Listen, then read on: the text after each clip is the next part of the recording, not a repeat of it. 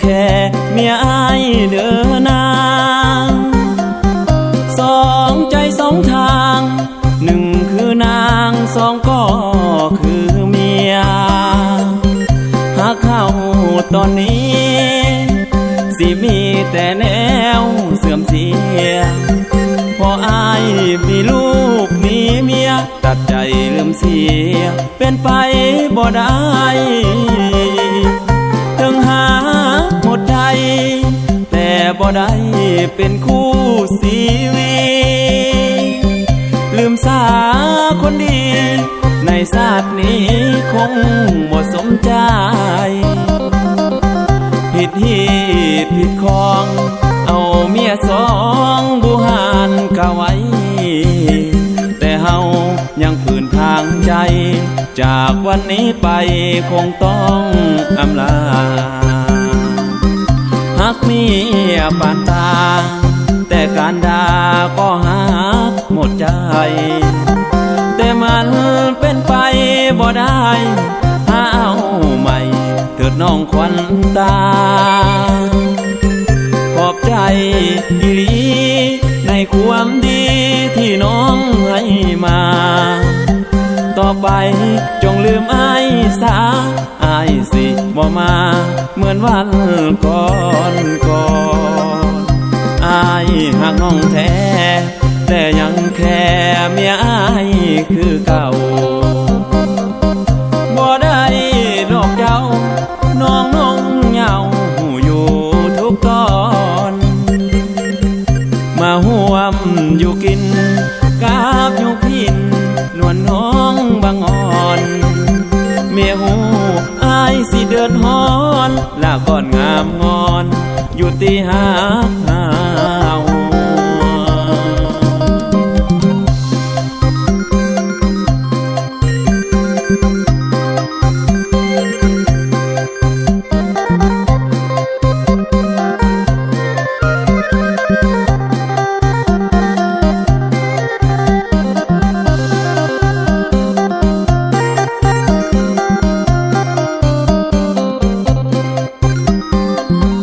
หักเมียปานตาแต่การด่าก็หักหมดใจแต่มันเป็นไปบ่ได้หาเอาใหม่เถิดน้องควันตาขอบใจอีหลีในความดีที่น้องให้มาต่อไปจงลืมอ้ายซะอ้ายสิบ่มาเหมือนวันก่อนอ้ายหักน้องแท้แต่ยังแค่เมียอ้ายคือเก่าบ่ได้นอกเจ้าน้องนงเหงาหูอยู่ทุกตอนมาห่วมอยู่กินกาบอยู่พินนวลน้องบางอ่อนเมียหูอายสิเดือดฮ้อนลาก่อนงามงอนอยู่ตีหา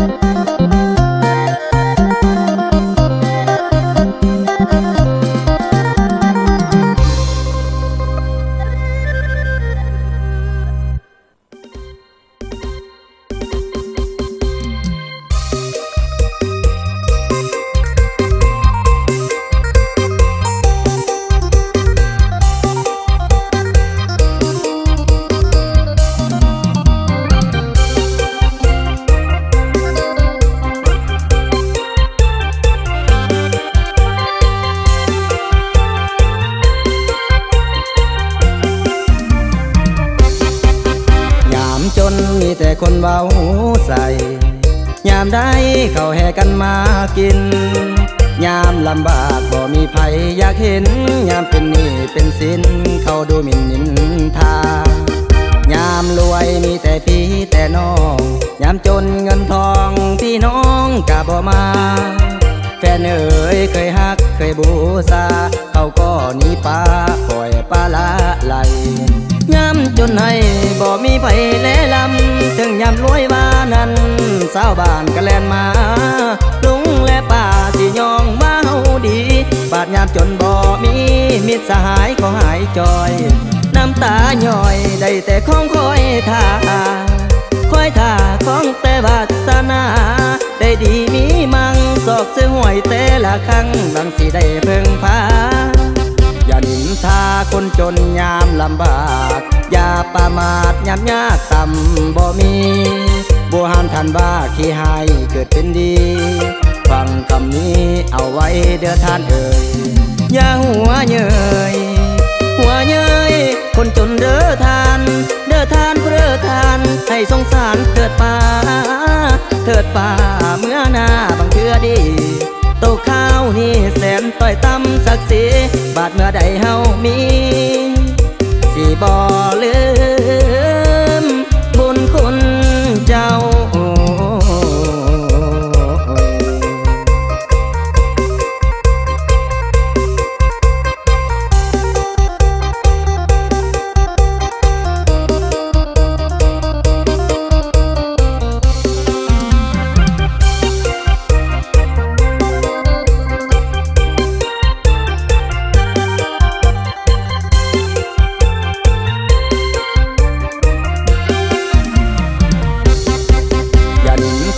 คนจนยามลำบากอย่าประมาทยามยากต่ำบ่มีบัวหานทันว่าขี้หายเกิดเป็นดีฟังคำนี้เอาไว้เด้อท่านเอ่ยอย่าหัวเย้ยคนจนเด้อทานเพื่อทานให้สงสารเถิดป่าเมื่อหน้าบางเทื่อดีโตข้าวนี่แสนต่อยต่ำศักดิ์ศรีบาดเมื่อใดเฮามีสิบ่ลืมบุญคุณเจ้า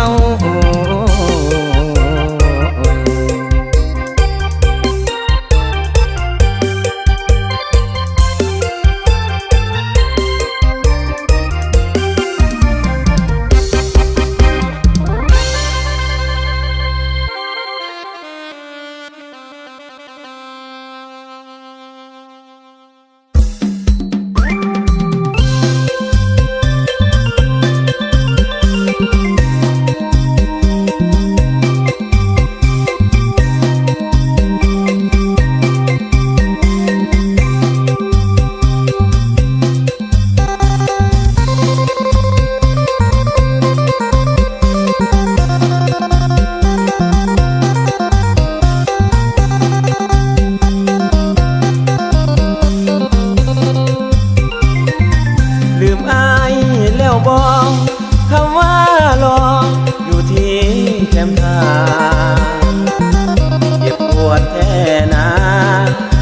น้ำตาบรรไหลบ่เศร้าสาวบ้านน้องสิง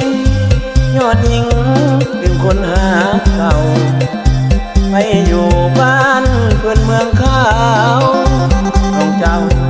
ลืมคำสัญญาอยู่ที่แคมป์ท่าให้มานั่งคอยคนดีแต่บ่เห็นมีแววของน้องแก้วตาที่ทำน้ำหลอกสองเฮาที่เคยสัญญาที่นี่บ่มีแล้วนะมานั่งท่าเวลจนข้าคือน้องลืมคำสัญญาสาบานกันไว้จะเป็นจังได้คือให้มานั่งคอยเห็นแต่แฟนเขามันเหงาจิตใจเลื่อนลอยนั่งท่าบ่เห็นหอยเจ้าลืมคนคอยอยู่ลายังแต่ได้ฟังเสียงคนห้องโหแซวสูญสิ้นเสียแล้ว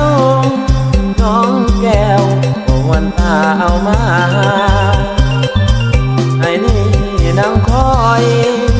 ใจลอยดังสายชาลาเจ้าลืมหากเขาผ่านมาถึงสัญญาที่ทำน้ำรอ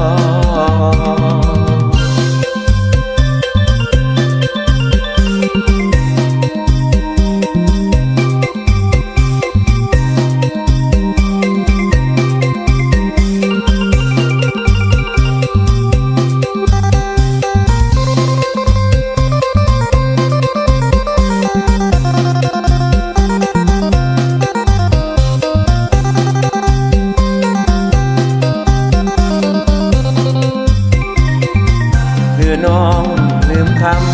ำสัญญาสาบานกันไว้จะเป็นจังได้คือให้มานั่งคอยเห็นแต่แฟนเขามันเหงาจิตใจเรื่อลอยนั่งทาพอเห็นหอดหอยเจ้าลืมคนคอยอยู่ลาจะได้ฟังเสียงคนห้องโหแซวสูญสิ้นเสียแล้วน้องแก้วบอกวันตาเอามาในนี้นั่งคอยใจลอยดังสายชาลาเจ้าลืมหากเขาผ่านมาลืมสัญญาที่ทำนา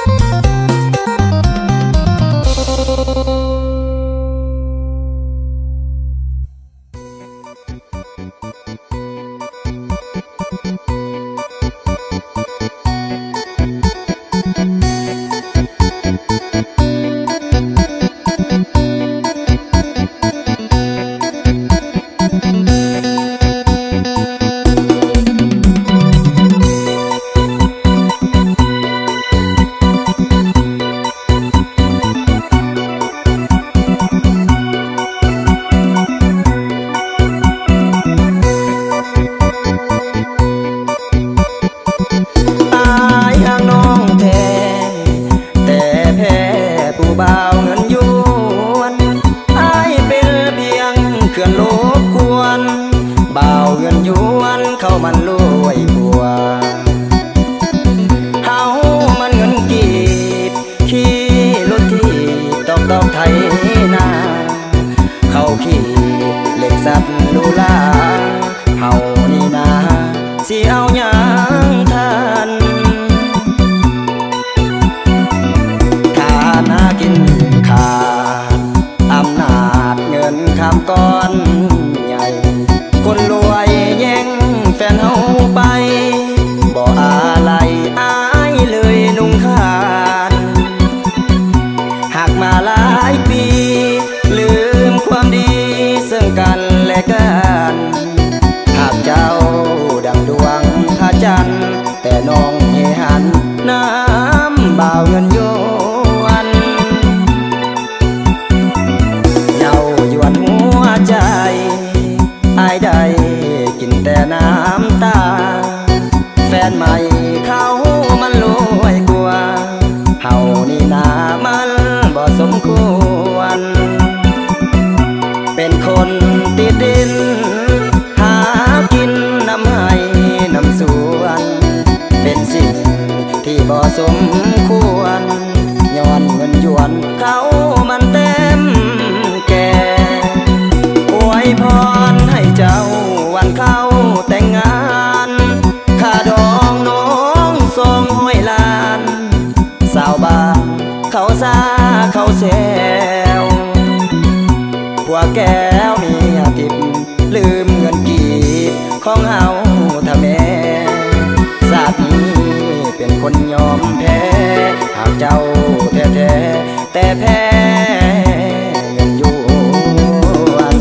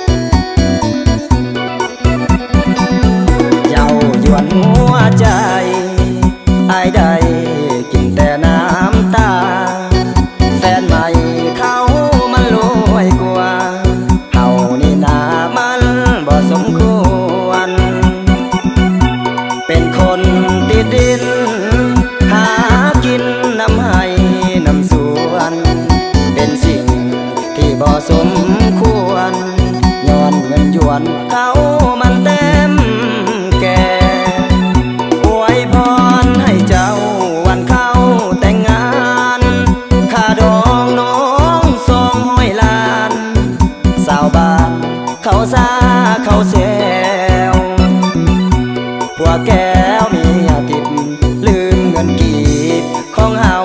ถ้าแม่ศาสตร์นี้เป็นคนยอมแพ้หากเจ้าแท้ๆแต่แพ้เงินยวน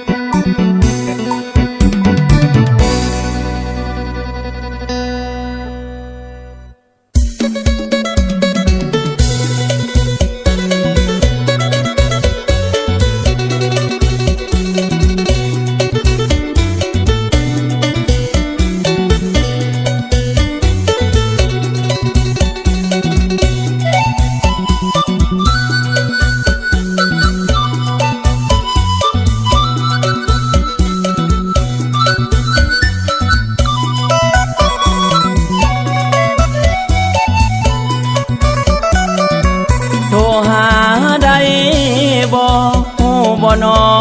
ว่าไผขินฮอดคือเหือบ่มี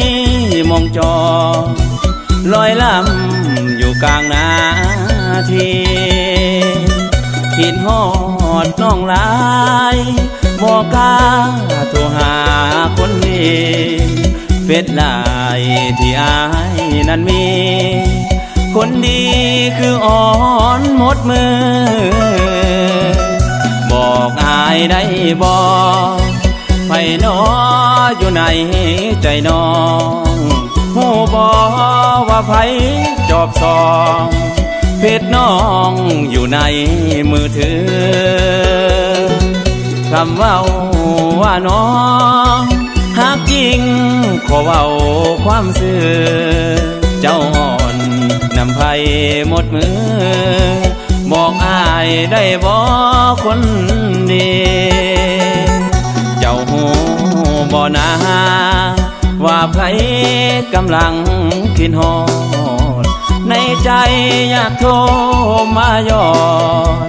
บอกฮักอยู่ทุกนาทีอยากโทรเห็นหน้าอยากมาหนุนตักได้บ่น้อคนดียอมหับกินฮอดดีลีอ้ายนี้บ่กล้าโทรหาได้บ่หูบ่น้อว่าไผคิดฮอดคันวางมือใดให้บอกเบื้องคือบ่มีเวลานั่งเฝ้ามือถือเห็นใจอายแน่เด้อการดาคิดฮอดตลอดเวลาให้เสร็จมาหาอายแน่เด้อคนดี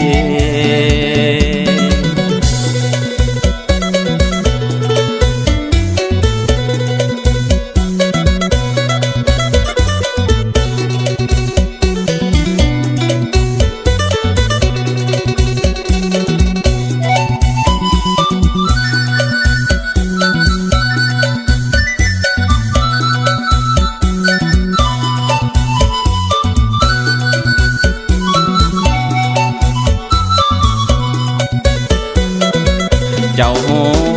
บ่นาว่าไผกำลังคิดฮอดในใจอยากโทรมาย้อนบอกฮักอยู่ทุกนาทีอยากโทรเห็นหน้าอยากมาหนุนตักได้บ่น้อคนดียอมหับคิดฮอดดีลีอ้ายนี้บ่กล้าโทรหาได้บ่หูบ่น้อว่าไผคิดฮอดคันวางมือใดให้บอกเบื้องคือบ่มีเวลานั่งเฝ้ามือถือ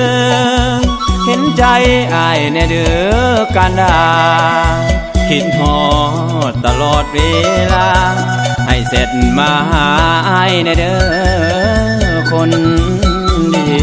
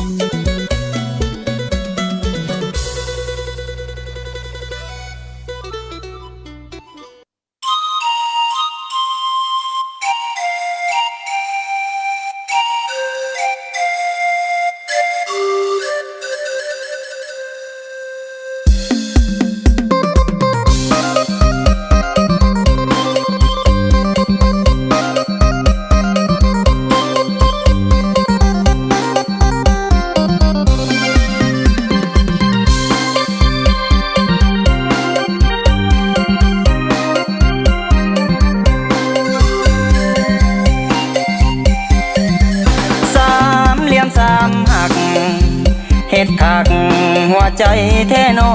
งมันเจ็บหัวใจกระโดงดังปอกหัวใจกระเด็นสาเหตุน้องเหมือนเพราะเงินหักจริงเปลี่ยนเลน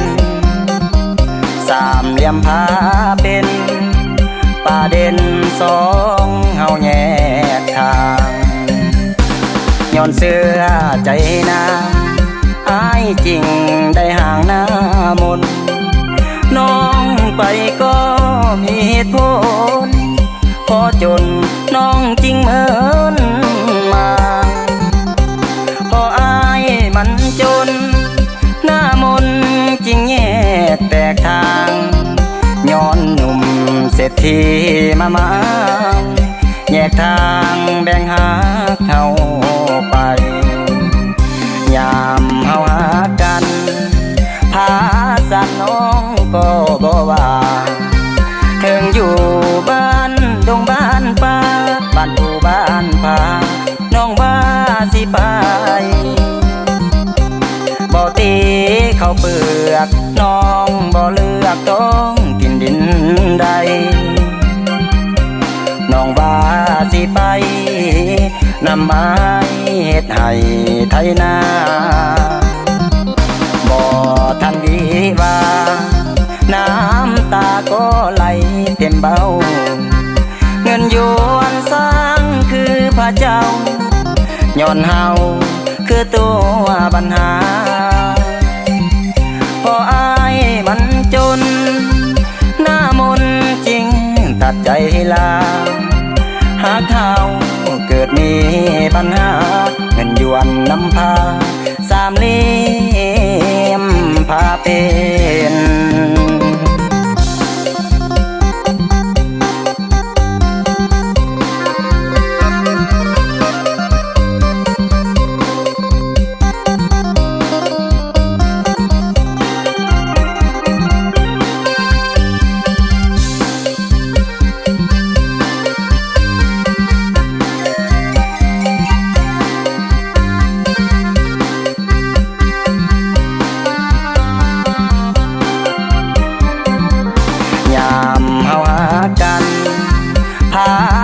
น้องก็บ่ว่า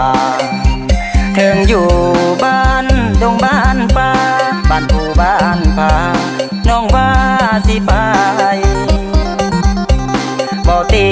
เขาเปลือกน้องบ่เลือกท้องกินดินใดน้องว่าสิไปนำไม้เฮ็ดให้ไถนาบ่ทันดีว่าน้ำตาก็ไหลเต็มเบ้าเงินหยวนสร้างคือพระเจ้าย้อนเฮาคือตัวปัญหาพออายมันจนหน้ามนจริงตัดใจลาหากเขาเกิดมีปัญหาเงินหยวนนำพาสามเหลี่ยมพาเป็น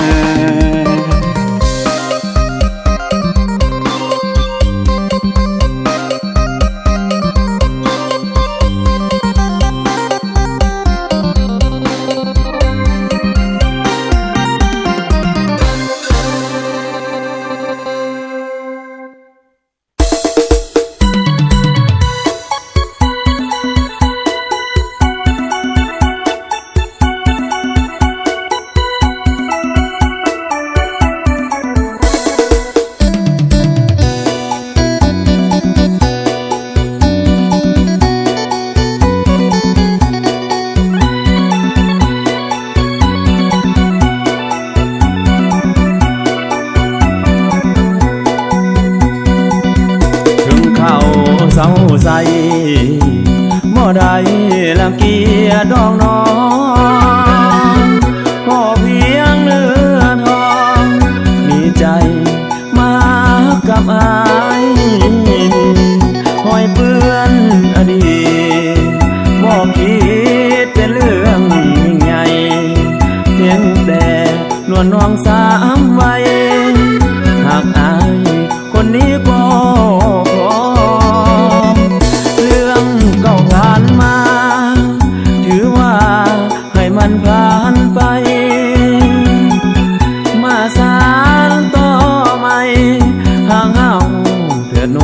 นละออ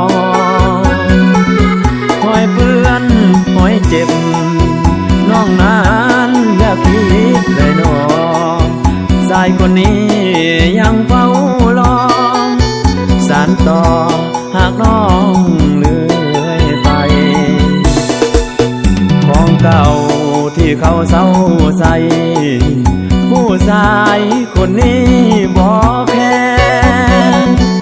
อายจะหักแท้หักเจ้า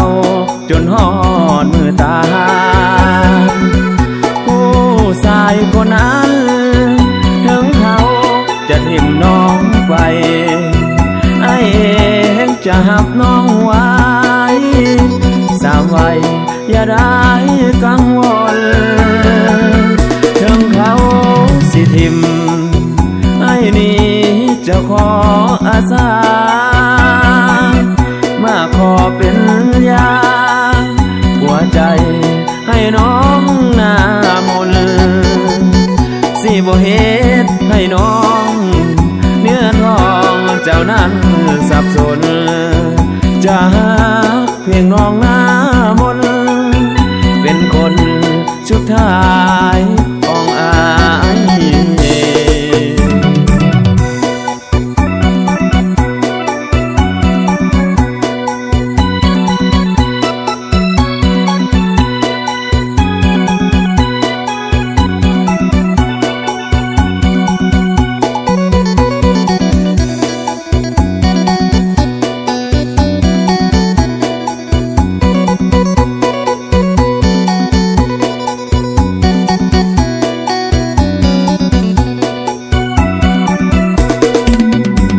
เก่าที่เขาเศร้าใส่ผู้ชายคนนี้บอกแค่อายจะหักแท้หักเจ้าจนหอดมือตาผู้ชายคนนั้นถึงเขาจะทิ่มน้องไปไอ้เองจะหับน้องไว้สามไว้อย่าได้กังวลถึงเขาสิทิ่มไอ้นี้จะขออาสามาขอเป็นยาหัวใจให้น้องหน้ามนสิบ่เฮ็ดให้น้องเนื้อทองเจ้านั้นสับสนจะหักเพียงน้องหน้ามนเป็นคนสุดท้ายของอาย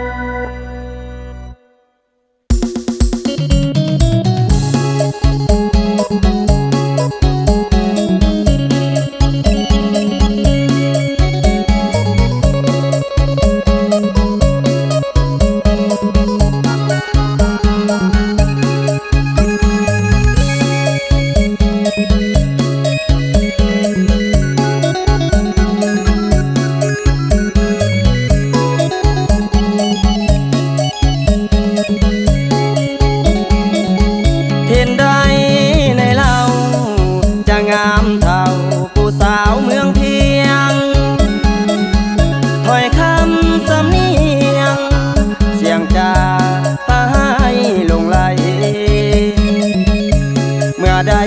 มาพอแล้วก็บ่อยากห่างไกลเจ้างามเหมือนดังดอกไม้ติดใจเมื่อได้มาเห็นสาวบ้านโพนสักหน้ากองพนทองหน้าอุ้มสองแก้มจูนพูนว่าบุญหัวใจลำเค็นสาวสมสวาเจ้างามดังจันทร์วันเพ็ญโพนสะอาดน่าแลได้เห็นเจ้านั้นงามเด่นสมคำกล่าวขานงามสาวห้วยงามน้ำพรหน้าม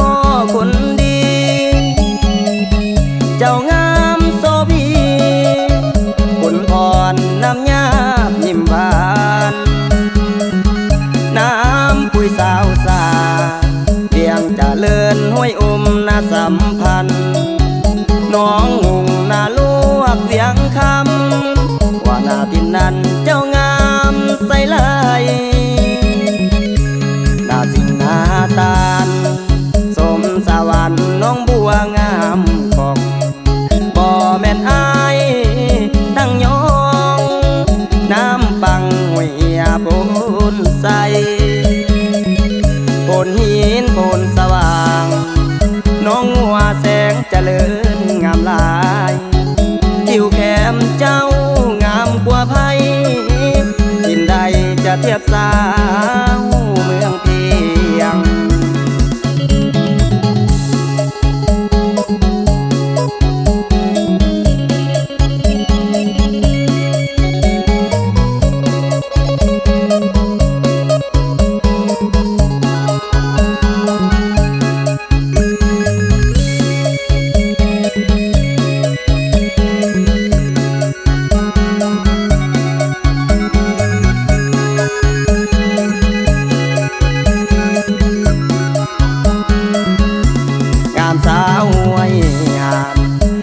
พรนาโมคนดีเจ้างามโสภีคุณพรน้ำยาบยิ้มบานน้ำปุยสาวสาเพียงจะเลินห้วยอมนาสัมพันธ์น้องงงนาลวกเสียงคำว่านาทินนั้นเจ้างามใสไหลสิ่งหน้าตาลสมสวรรค์น้องบัวงามของบ่แม่นอายตั้งยองน้ำปังห้วยโพนใสโพนหินโพนสว่างน้องหัวแสงเจริญงามหลายผิวแก้มเจ้างามกว่าไผกินใดจะเทียบสาวเมือง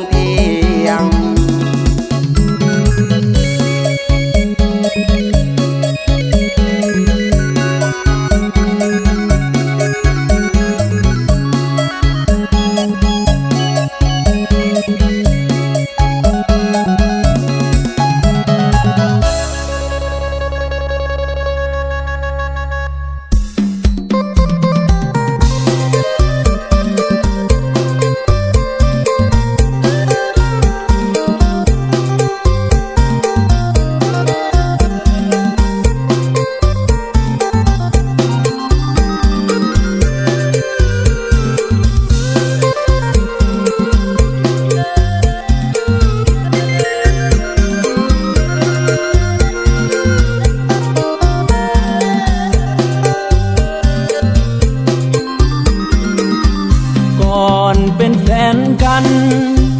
สัญญาสาบานเอาไว้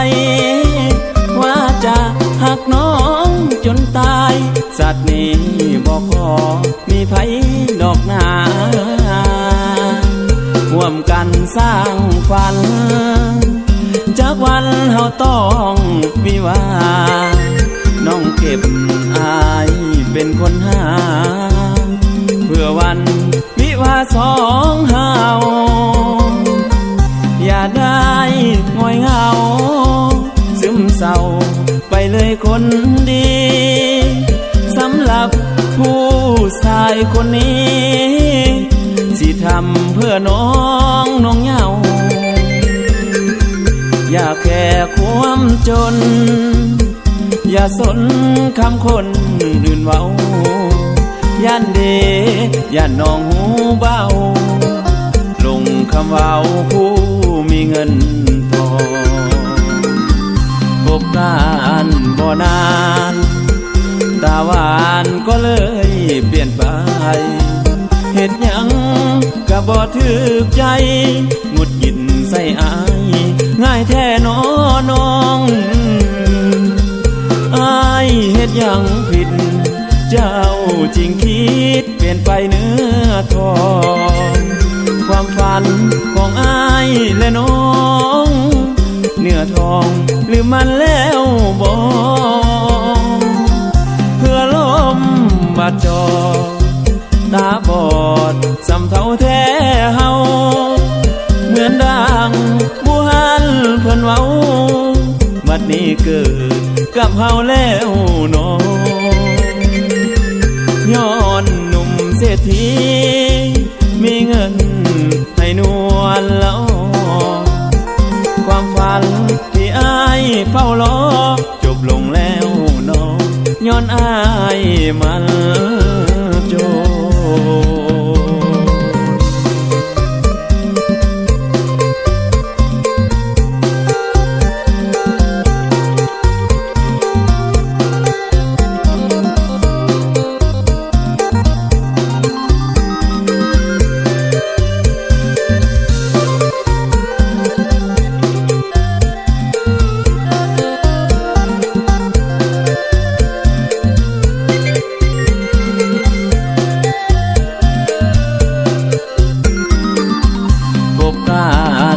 นานตาหวานก็เลยเปลี่ยนไปเห็นหยังก็บ่ถึกใจหงุดหงิดใส่อายง่ายแท้น้อน้องอายเฮ็ดหยังผิดเจ้าจริงคิดเปลี่ยนไปเนื้อทองความฝันของอายและน้องเนื้อทองหรือมันแล้วบ่เพื่อลมบาดจอ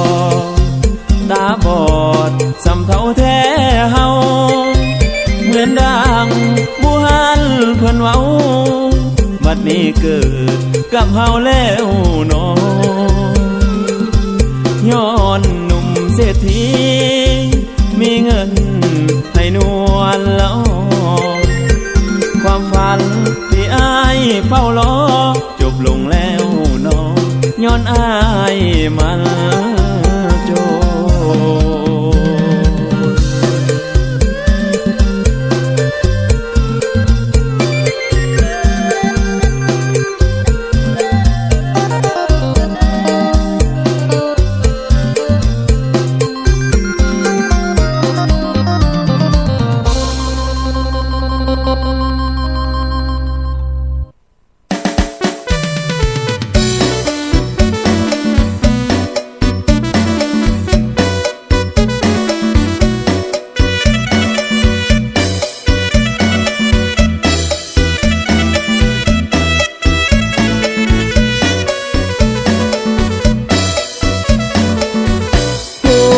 ใจไอ้ห่างงานนางจากลาความเศร้าและความโศกาทางโทมมาเข้าเต็มหัวใจแต่ฐานะเฮาห่างพ่อแม่นางเปิ้นขีดหมายไว้ลูกเคยที่เพิ่นถึกใจอยากได้ผู้ฐานะมีไอ้สร้างความดีสู้สุนเพื่อเจ้าเป้าหมายเส้นทางหักสองเฮาอยากได้เจ้าเป็นคู่ชีวิตแต่ฐานะสนสารเอาห่างกันด้วยเกียรติศักดิ์ศรีพ่อแม่น้องเพิ่นบ่ใหญ่ดีไอเหตุความดีก็บ่มีค่าต้องจำใจลาทั้งที่ไอ้นี้ยังหักสายสัมพันธ์ไอ้ก็หยุดพักแต่แม้นหากเจ้าหล่นใจสิบอกลวงทางเพื่อน้องนางชีวิตสดใสไปกับเขาโหลดเดอบ้านใจอย่าห่วงอะไรอายมันคนจนสิยอมทุกทนเพื่อความสุขของเจ้าบุญคุณพ่อแม่เลี้ยงเอาต้องเอาความดีทดแทน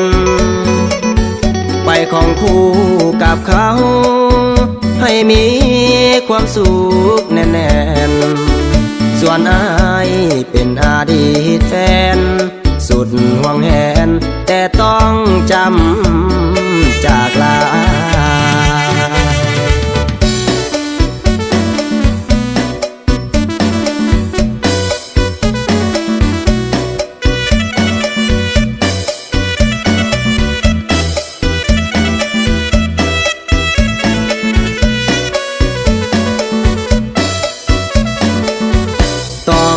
จำใจ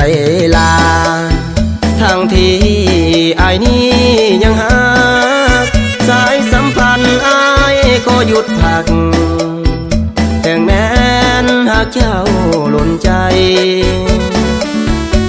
สิบอกลวงทางเพื่อน้องนางชีวิตสดใสไปกับเขาโหลดเดอบ้านใจอย่าห่วงอะไรอายมันคนจนสิยอมทุกทนเ พื่อความสุขของเจ้าบุญคุณพ่อแม่เลี้ยงเอาต้องเอาความดีทดแทนไปของคู่กับเขาให้มีความสุขแน่นๆส่วนอายเป็นอดีตแฟน